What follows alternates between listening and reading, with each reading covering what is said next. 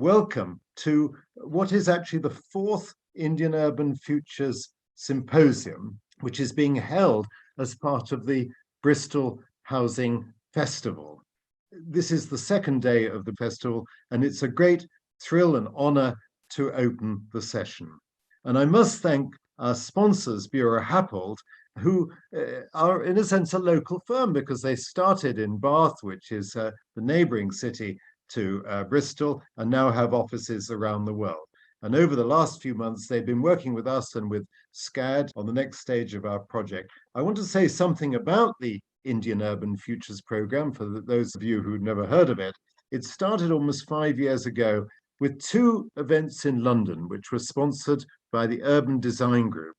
And we then went on to hold packed conferences in India itself, in Tirunelveli in the south and Chennai in Tamil Nadu. And there you can see some of the workshops that took place. And at all times, we've been trying to think through what's involved in tackling climate change and inequality through building new housing. And the workshops that we held in Chennai came up with 4 themes, the first being better public health, including particularly water planning. The second is smarter travel through sustainable transport.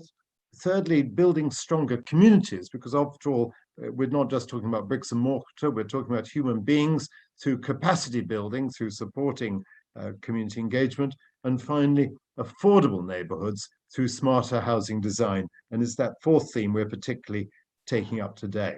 And I'm going to say a little bit more about why housing has become so important and why we should be making this connection over a distance of 5,000 miles. I think one of the few benefits, you might say, of COVID is it's woken us up to the fact that crises are now spreading throughout the world and that it's not enough to just keep ourselves safe. We have to think of making the world safe. And whatever happens in the UK, it's as of nothing compared with what's going to happen as the rapidly growing cities in India begin to urbanize still further. It's very easy to say that the West is to blame for the problems of carbon dioxide increasing in the atmosphere to the point that the world is heating up. But we also recognize that what happens in the West, where towns have largely grown to their full size, is as of nothing, as I say, compared with what's going to happen in India and China, with a rising middle class, with increasing spending power. India now has more cities with over 1 million population than the whole of Europe. Here you can see the different states, and the state that we've are focusing on is Tamil Nadu, right in the deep south of India.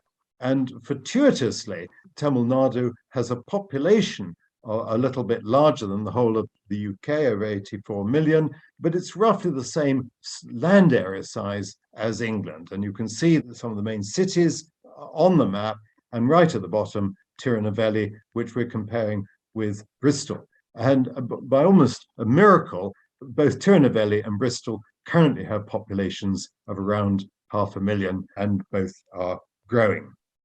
Both have great educational facilities and great transport links. So there are some reasons for thinking that comparisons might be made and that it might be possible to share experience between those 2 places and people in them.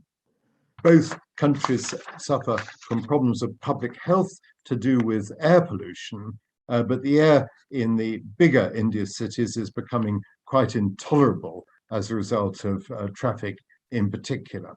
So the issue of building is not just about tackling issues of access to housing and promoting equality. And remember that housing is one of the biggest assets that people have, but it's also about doing so in ways that will make public health better for the mass of people. So the future of mid-sized cities is important because they're not yet set in concrete. They have space around them, as well as exceptional assets. And our belief is that it's these cities are around 500,000, and there are many of them, where both construction and transport methods can and should be reinvented.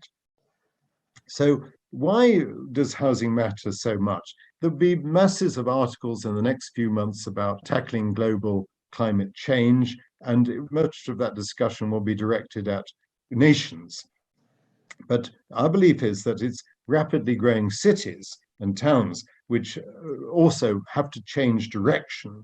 And this is not only going to require building differently in different ways, but scaling up our efforts and above all, changing the way housing is financed and managed.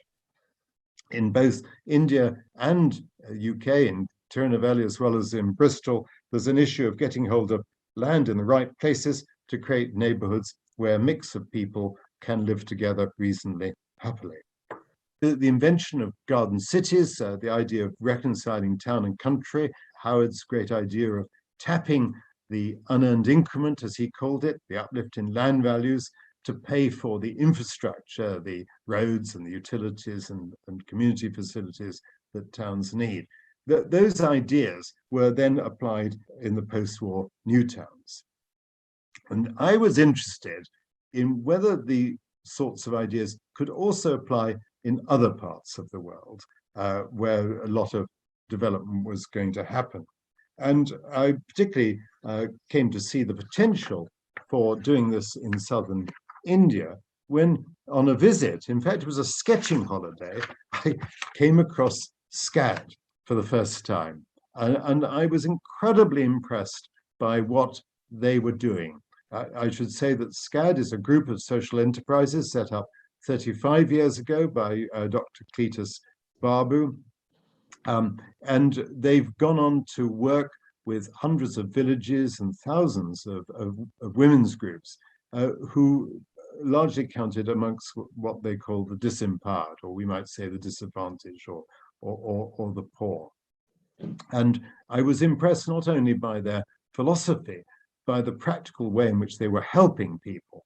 And from the beginning, SCAD has been concerned about not just improving people's knowledge and improving their ability to gain access to resources, but also with their impact on the environment. So they planted lots of trees, they built wind turbines, and one of the biggest biodigestion plants that you could ever see on their campus.